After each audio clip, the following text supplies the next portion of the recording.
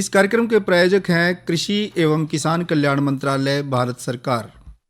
हर जोखिम से निकल कर फसल आए, सुरक्षित हो जाए। फसल बीमा से हर किसान अब आत्मनिर्भर हो जाए। संकट के समय प्रधानमंत्री फसल बीमा योजना किसानों के लिए वरदान है। अब सूखा पड़े या बाढ़ आ जाए कोई डर नहीं, अब ओले पड़े या कीट पतंगे फसल खा जाए कोई फिक्र नहीं, क्योंकि हमने लिया है प्रधानमंत्री फसल बीमा।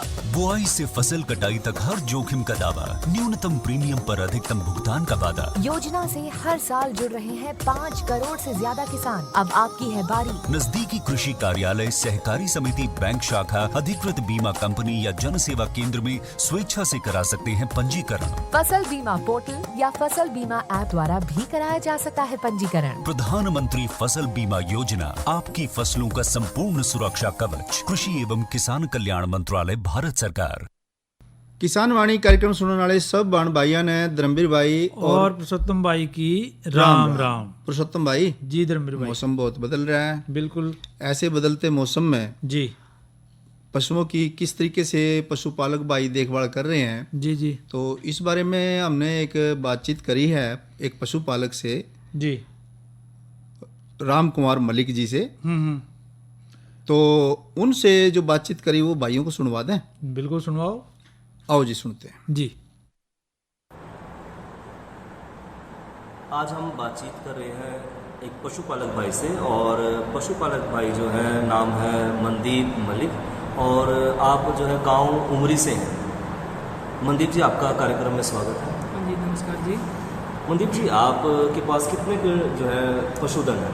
मेरे पास सर 13 से 15 हैं जी। कुछ छोटे भी हैं, बड़े भी हैं, उसमें गायें भी हैं, भैंस भी हैं। अच्छा, और बछड़े बछड़ियाँ, कटड़ी हैं? हाँ, वो सब। और मैं जिस तरह देख रहा हूँ आपकी जो आपका जो बाड़ा है डांगरों का, बड़ा साफ़ सुथरा आपने रखा हुआ है, और ख़ासकर आजकल के जो दिन है, बारिश के दिन है, तो इस मौसम में जो है पशुओं की देखभाल आप किस तरह करें? ऐसा है जी कि साफ़ सफाई की बात कर रहे हो आप, तो इसमें ऐसा है कि जैसे मैंने 2 तो नौकर लगा रखे हैं जी। उनका काम यही है कि मैं उनको बोल रखा है कि आप लोग इसके नीचे जो भी वो मूत्र करते हैं, गोबर करते हैं, तो साथ के साथ उनको साफ़ सफाई करनी है। और साथ ही हमने एक रेडी खड़ी कर रखी है। हाँ, कि वो साथ के साथ वहाँ से उठा कर उसमें डालते रहे कि बच्चे उनके नीचे ना रहे। हाँ, इनकी गंदगी ना रहे। और जैसे अब बारिश के दिनों में एक तो छत की मरम्मत का काम हम हर जैसे बारिश से पहले करा देते हैं जी। उस पर कुछ दुबड़ा वगैरह खड़ा है या कुछ घास है, उस पर उसकी साफ सफाई। हाँ, उस पर मिट्टी डालना या जो भी है, सब कुछ काम उससे पहले कर देते हैं जी। हाँ जी। अब जब बारिश के मौसम में मच्छर का बहुत ज़्यादा प्रकोप होता है जी। मच्छर होते हैं, तो इसलिए उसमें क्या करेंगे कि मच्छरदानी वगैरह हम पहले लगा लेते हैं जी। उसको सारा दिन हम ढक के रखते हैं, पंखे चलते रहते हैं जी, कि बारिश के मौसम में भी कोई मच्छर। हाँ, क्योंकि उमस का मौसम है, तो पंखा या जो है वो साधन रखा जो हाँ, वो रखते हैं। और दूसरा क्या है, पंखे हमारे चलते रहते हैं। गाँव में आजकल देखो, आपको पता है कि 24 घंटे लाइट है। हाँ, उसमें अभी कोई प्रॉब्लम नहीं है कि पंखे सारा दिन चलते रहते हैं। पानी की व्यवस्था भी हमने अंदर ही कर रखी है। और फिर मच्छरों के लिए आप मच्छरदानी लगा के रखते हो? मच्छरदानी लगा के रखते हैं जी। और उससे पहले क्या करेंगे कि पूरे अपने जो हमारा बाड़ा है, ये अंदर का बाहर का सभी में कीटनाशक का हम प्रयोग करते हैं। अच्छा। ताकि कोई छोटा कीड़ा वगैरह अंदर ना। और साथ में जिस तरह बारिश के दिनों में कई बार देखा जाए कि जानवरों में खुजली की समस्या है या चिचड़ी है, इनकी समस्या भी थोड़ी ज़्यादा बढ़ जाएगी। इनकी बढ़ जाती है जी। लेकिन इसमें क्या है कि जैसे खुजली की समस्या है जी, या चिचड़ है, ये उमस की वजह से होते हैं जी। और उसमें हम क्या करते हैं कि जैसे उमस की वजह से होते हैं, तो उसमें क्या करते हैं, जैसे हम साथ हाँ जी चिचड़ की दवाई लगाते हैं, दवाई आती है जिसकी जी, तो पानी में डाल के उसको और कपड़े के साथ सभी को लगा देते हैं जी। और आधे घंटे के बाद उनको फिर सभी को नहला देते हैं। अच्छा। तो इस तरह गाय है, तो गाय को भी गाय को लगाते हैं, लेकिन उसकी डोज कम होती है। अच्छा। क्योंकि गायों में ज़्यादा सहन नहीं कर सकते। हाँ, अगर ज़्यादा हाथ लगाएंगे तो। और इसके अलावा जो दूसरे और परजीवी हैं, उनके उपचार का तरह पर क्या करो? उनके उपचार के लिए वही है कि जैसे दूसरे परजीवी हैं, पेट के कीड़े हो गए उसमें हम जैसे क्या होता है मुंह खुर की समस्या बहुत ज़्यादा आती है। हाँ तो उसमें क्या करते हैं, लाल दवाई का प्रयोग करते हैं जी। लाल दवाई हम उनके डालते हैं सभी को। हाँ और पेट के कीड़ों के लिए जो डॉक्टर को हम बार बार दिखाते रहते हैं कि देख लेना कि, क्योंकि उसमें क्या अगर पेट में कीड़े हैं तो गोबर पतला होगा। हाँ तो उससे हम अंदाजा लगा लेते हैं कि ऐसा है। और जी। उसके डॉक्टर के दिखा के उनका यानी कि टाइम समय पे डॉक्टर डॉक्टर को दिखाते रहो। और एक चीज़ और मैं देख रहा हूँ कि आपने जो अपने जो बाड़ा है इसमें आपने फिनाइल की सफाई करवा रखी है सारी। हाँ फिनाइल की स्मेल आने लगी है, तो आप इनकी लगातार सफाई करवाते रहते उसमें ये है जी, दिन में एक बार हम ये काम जरूर करते हैं जी। कि जैसे फिनाइल उसमें डाल लिया हमारे स्प्रे पंप में, जी। जो हमारा हाथ से चलने वाला स्प्रे पंप है, तो मार देते हैं हम सभी उसमें कि कोई जो छोटे मोटे परजीवी हैं कीटाणु है वो इससे खत्म हो जाए। पुरुषोत्तम भाई जी धर्मवीर भाई। देखिए फिर पशुपालक भाई किस तरीके से तैयारियां कर रहे हैं हाँ जी। कि भाई पशुओं को किसी तरीके से दिक्कत ना हो, बाड़े को, क्योंकि बरसात का मौसम हो गया ना पुरुषोत्तम भाई। बिल्कुल साफ सुथरा हो। बरसात के मौसम में जितना हम साफ सफाई का ध्यान रखेंगे उतना पशु ठीक रहेंगे जी। और अगर हम ध्यान नहीं रखेंगे तो पशु बीमार हो जाएंगे पुरुषोत्तम भाई। बिल्कुल हो सका। तो वैसे भी ये कोरोना काल चल रहा, इस कोरोना के काल में भाई हर काम बड़ा साफ सफाई के साथ ही होगा, तभी हम इस बीमारी पे भी काबू पा सकेंगे। बिल्कुल। कोरोना वायरस के खतरे से बचते हुए फसल की कटाई, बिक्री, खरीद, नई फसल की जुताई और बुआई सुरक्षित हो सकती है अगर हम लगातार हाथों को साबुन और साफ पानी से नियमित अंतराल पर धोते रहें। नाक, मुंह को मास्क, गमछे या कपड़े से ढक कर रखें। आंख, कान, नाक, मुंह न छुएं। आपस में 2 गज की दूरी बनाए रखें। मास्क और 2 गज की दूरी के मंत्र को अभी हमें छोड़ना नहीं है। फसलों की बुवाई एवं कटाई करते समय आपस में कम से कम 2 गज की दूरी बनाए रखें। फसल की कटाई करने के बाद छोटे छोटे ढेरों में इकट्ठा करें। कृषि के औजारों की समय समय पर सफाई करें। एक दूसरे के साथ औजारों की अदला बदली न करें। श्रमिकों के शौचालयों और हाथ धोने की जगह की ठीक से सफाई जरूरी है। बुआई, कटाई एवं मड़ाई के दौरान इस बात का ध्यान रखें कि इन स्थानों के आसपास कोई थूके नहीं। कंबाइन, हार्वेस्टर, थ्रेशर, जुताई और बुआई की मशीनों को इस्तेमाल से पहले साफ करें। मशीनों के इस्तेमाल से पहले और इस्तेमाल के बाद हाथ साबुन से साफ करें। वाहनों, बोरियों, थैलियों और पैकिंग के दूसरे सामान की साफ सफाई पर भी खास ध्यान दें। खरीद केंद्र पर आने से पहले किसानों एवं श्रमिकों की जांच। खरीद केंद्रों पर भीड़ न लगाएं एवं किसानों को बारी बारी से बुलाएं। गोदामों पर खरीदी हुई फसल को लेने में शीघ्रता करें ताकि किसानों एवं श्रमिकों को रुकना ना पड़े। कोरोना के खतरे से बचाव और अधिक जानकारी के लिए आरोग्य सेतु ऐप डाउनलोड करें। देश में खाद्य सुरक्षा के ये सिपाही भोजन की निरंतर उपलब्धता को सुनिश्चित करते हैं। किसान स्वस्थ रहें तभी हम कोरोना वायरस से जीत पाएंगे, आगे बढ़ पाएंगे। किसान सबल, देश प्रबल।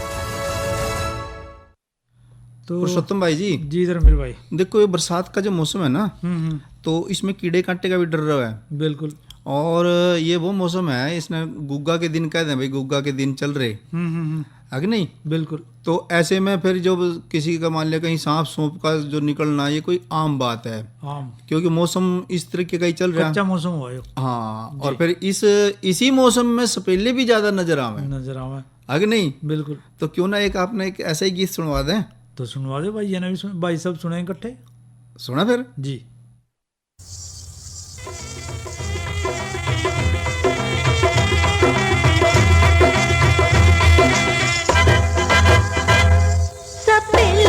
सपेले रे सपेले बीन बजाने चलूंगी तेरी साथ। सपेले बीन बजाने चलूंगी तेरी साथ। मैं सपेला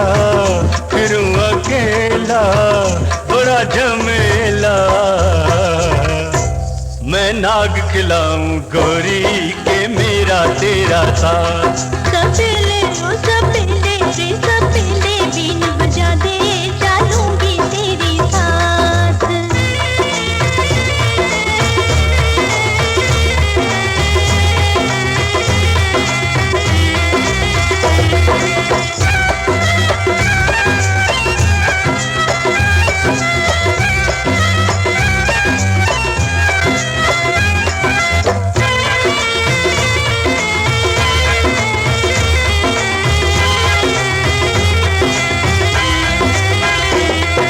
नागण बन के तेरी बीन के आगे अड़ जाऊंगी। ओ नागण बन के तेरी बीन के आगे अड़ जाऊंगी। रे सच कहूँ तू तेरे बिना मैं तड़प के मर जाऊंगी। मैं तो तेरी तू से मेरा मने से बेरा हो। मैं और न कुछ भी मांगू मांगू सू तेरा साथ। तरसेम दुखी हो जागी ना चल मेरे साथ। सपेले ओ सपेले रे सपेले बीन बजा दे चलूंगी तेरी साथ।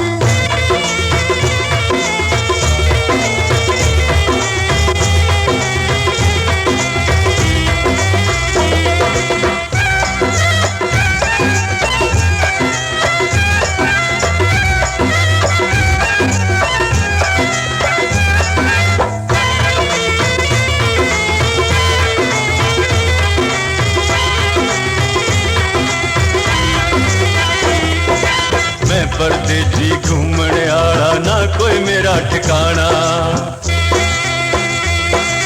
मैं परदेसी घूमने आला ना कोई मेरा ठिकाना।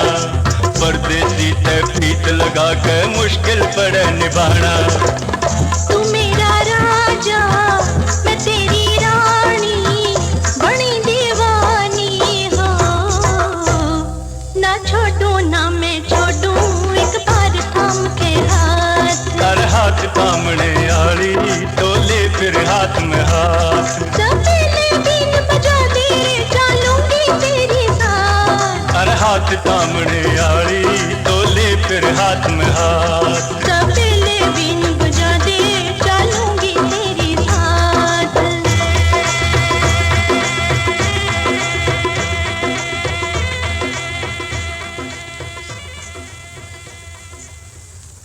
पुरुषोत्तम भाई जी सुना फिर ये गीत?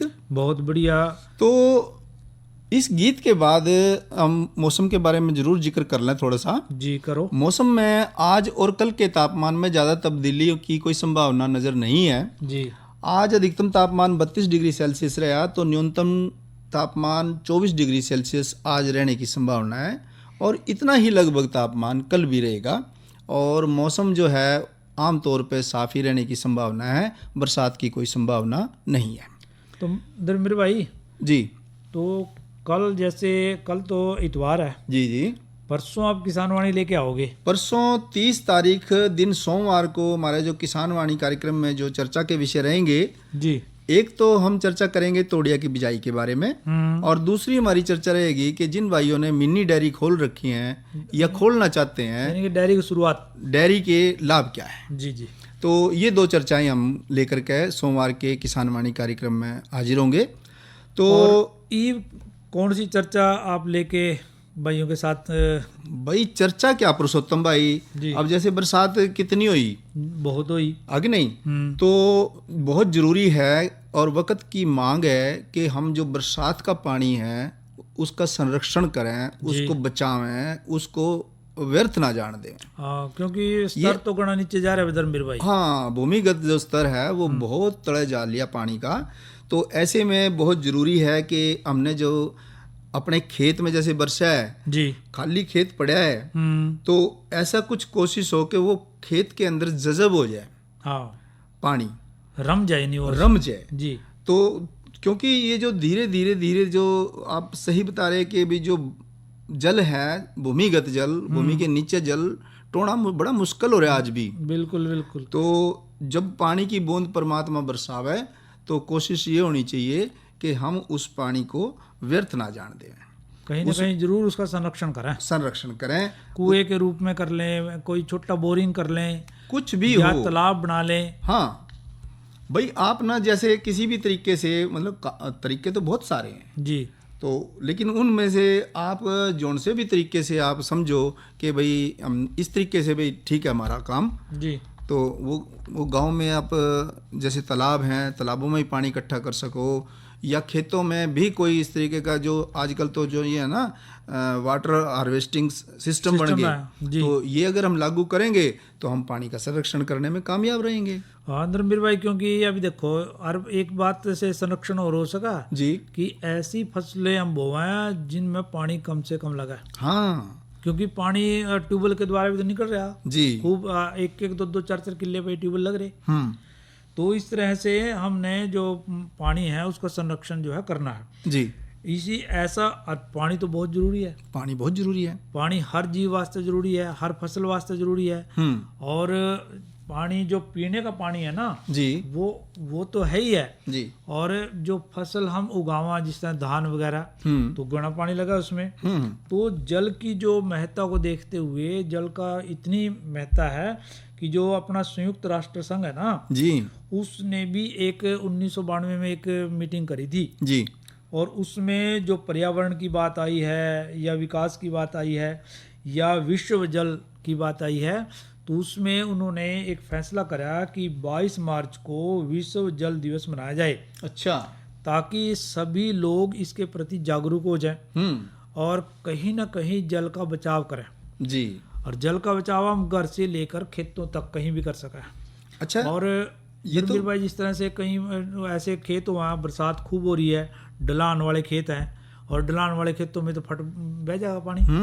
तो उसमें जो ढलान नुमा खेत है उनमें भी हम ऐसी ऐसी डोलियाँ बनावें ताकि धीरे धीरे पानी रुकता रहे, या वहाँ पर छोटे छोटे गड्ढे बना दें जी, वहाँ पर भी पानी रोक सकें हम। और जब भी बरसात ना हो, क्योंकि बरसात तो सारा साल तो कम हुआ है जी, बरसात तो ये 4 महीने में ज़्यादा हुआ। हाँ। तो ऐसे में हम जो भी हमने गड्ढे बना रखे हैं, तालाब बना रखे हैं, उनमें से फिर सिंचाई कर सका है जी। और जिस तरह से आप कह रहे थे भी जो जोहड़ है हमारे पुराने वो उनमें से भी पानी रिश्ता रवा है और यदि वो बड़े होंगे उनमें पानी हमने इकट्ठा करके होगा, या पुराने कुएं हैं उनमें पानी इकट्ठा करके होगा, तब भी हमारा पानी जो है अंदर रिश्ता चला जाएगा जी। और भूमिगत जल जो स्तर है उसमें कहीं ना कहीं जरूर फायदा होगा।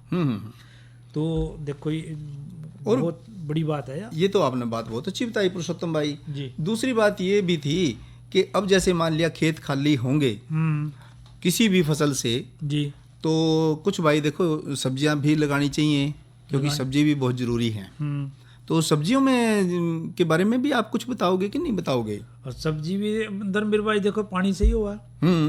और अभी आप कह रहे थे भी जब खेत खाली हो जाए ना तो खेत की अच्छी प्रकार से गहरी सी जुताई कर दें। अच्छा जी। गहरी जुताई करने से जैसे ही बरसात होएगी तो पानी भर जाएगा उसमें। बिल्कुल बिल्कुल। और पानी नीचे जाना शुरू हो जाएगा जी। और फिर कोई भी सब्जी उगाओ आप। और अब जो मेरे ख्याल आपका इशारा इधर है भी जो अब सब्जियां आने वाली है यानी कि जड़ वाली सब्जियां है ना, मूली होगी, शलगम होगी, गाजर होगी, बिल्कुल, या फिर आगे हम ना ये इस तरह के जो आगे खरीफ जो प्याज है, प्याज की रोपाई करके लिए हमने उसके लिए भी हमने बीज का इंतजाम करना या उसके लिए खेत की तैयारी करना, ये सारे के सारे काम हमने थोड़े थोड़े हमने अभी से ही तो अमल में लाने पड़ेंगे ना पुरुषोत्तम भाई। बिल्कुल। एक तो धर्मवीर भाई देखना है कि जो किस्में लेवांगे ना हम कोई भी किस्म, हाँ, तो वो अच्छी प्रमाणिक होनी चाहिए, शुद्ध होनी चाहिए, बीज यानी शुद्ध होना चाहिए। हाँ जी, हाँ जी। और बीज के उपचार की बात भी आप कई बार करो। बिल्कुल बिल्कुल, है ना, बीज के उपचार करना बहुत जरूरी है। यानी कि जैसे ना कोई भी जैसे आपने कहा मूली, शलगम, गाजर ये इस तरह की, या तो इसमें क्या है कि भाई हमने ना एक तो बोने से पहले ना जी जब भी बोवें तो बीज को हमने कैप्टान दवाई है या थायरम दवाई है वो ले लें। उस का क्या कि भाई 3 ग्राम दवाई और 1 किलो बीज हो। हाँ। मतलब इस अनुपात से हमने दवाई और बीज का मात्रा देख लें, जितना बीज हो उसी अनुपात में हमने दवाई की मात्रा को निश्चित करना है और फिर उस दवाई को सुखा के जी हाँ। तो इस तरीके से मतलब ना जैसे ये तो हमने बोनी है और धर्मवीर भाई यदि मान ले अभी जैसे आप कह रहे हैं मूली गाजर की बात कर रहे हैं, तो ये तो हर काम में काम आवा, जब बिजाई करेंगे तो इसमें कोई खाद पानी भी डालना पड़ेगा? हाँ, इसमें पुरुषोत्तम भाई ये है कि भाई बिजाई के लगभग 1 महीने के बाद ना 12 किलो नाइट्रोजन, जी 12 किलो नाइट्रोजन का मतलब ये लगा लो आपके 25 किलो यूरिया खाद डालनी है। 25 किलो यूरिया खाद प्रति एकड़ की दर से दे के ना, और फिर मिट्टी चढ़ानी है जी, और मिट्टी चढ़ा के फिर हमने सिंचाई करनी है, सिंचाई कर दी, हल्का सिंचाई कर दे जी। और साथ में निलाई गुड़ाई का, निलाई गुड़ाई का तो देखो फिर आगे जैसे मान लिया खरपतवार हो तो फिर हमने निलाई गुड़ाई तो करनी ही चाहिए। दूसरी बात ये भी है कि जो जड़ वाली जो सब्जियां ना, मूली हो चाहे गाजर हो चाहे शलगम हो जी, तो ये थोड़ी पोली जमीन होगी तो निलाई गुड़ाई से पोली हो जाएगी, और उससे फिर ये जो जड़ है, मूली भी उसमें चर में बैठेगी, शलगम भी चर में बैठेगा, गाजर भी, जितनी पोली मिट्टी होगी उतना ही बढ़िया उसके जमीन के अंदर उसकी जो है वो जड़ बैठेगी। तो डोलियों में इनकी खेती करनी हमने। हाँ। अच्छा धर्मवीर भाई एक बार और बताओ कि इन तीनों की इकट्ठी खेती कर सका हम, या अलग अलग किस तरह कर सका? या ये तो पुरुषोत्तम भाई किसान भाई इसको चाहे एक चर पे शलगम बो दी, एक पे मूली बो दी, एक पे गाजर बो दी, अलग अलग कर लो जी। अलग अलग करने का ये फायदा है कि भाई मतलब ना भाई रड़मगढ़ सा नहीं काम होता, पर ये है कि हम एक ही खेत में अगर हमने थोड़े उस पे भी काम करना है, छोटे स्तर पे भी काम करना है, तब हम क्या कर सकें कि भाई हमने भी 4 चर निकाल दी जी गाजर की, 4 चर पे मूली कर दी, 4 पे शलगम कर दिए, तो अलग अलग भी हो उसके। और यूं भी कर सका धर्मवीर भाई भी, जिस तरह से 3 हिस्से में खेत न बांट लें, हाँ, और एक हिस्से में मूली बो दें, एक में शलगम, एक में गाजर, हाँ, किसी भी तरीके कर सके आप। क्योंकि इनकी जो तीनों खेतियों की जड़ वाली जो मूली शलगम की बात कर रहे हैं हम, तो इनकी जो शस्य क्रियाएं हैं वो तो लगभग बराबर ही है। शस्य क्रियाओं में कोई अंतर नहीं है, और बिजाई के टाइम में भी कोई ज़्यादा अंतर नहीं है कि भी कोई अलग से हमने कोई अलग तकनीक अपनाने की जरूरत हो। पनीरी तैयार करके हमने उसकी बुआई करनी है, तो नहीं, जड़वाड़ियों में तो हमने कोई पनीरी की भी जरूरत नहीं है जी, सीधा हम बीज ही बो सकते हैं जी जी। अरे अरे अरे क्या कर रहा है? इधर इधर इधर, हम बोल रहे हैं तेरे बीजू का पुतला बोल रहा है। पक्षियों से तो हम खेत को बचा लेते हैं, पर इन घातक रसायनों से कैसे बचाएं? मतलब? देख बेटा, तू जो ये अंधाधुंध रसायन मिलाता है ना, मिट्टी की सेहत बिगड़ने लगी है, और जब माटी ही कमजोर पड़ जाएगी तो उपज कैसे सेहतमंद होगी? अरे पहले ऐसा नहीं था, पूछना अपने बड़े बुजुर्गों से, कैसे फसल लहलहाती थी, शुद्धता झलकती थी। हाँ, माटी भी तंदुरुस्त और लोग भी। अरे अब पहली वाली बात कहाँ, पर अब तो सब यही डाले हैं। सब नहीं, आज भी लाखों जागरूक किसान परंपरागत विधि से फसल उगा रहे हैं, खर्चा कम और उपज की कीमत भी बेहतर पा रहे हैं। सच है? रे बेटे, एक्सपीरियंस से बता रहे हैं, धूप में बाल सफेद नहीं किए हैं। हाँ। ठीक है भाई, मैं भी आज से जैविक खेती शुरू करूंगा। माटी से प्रेम की परंपरा है, परंपरागत खेती।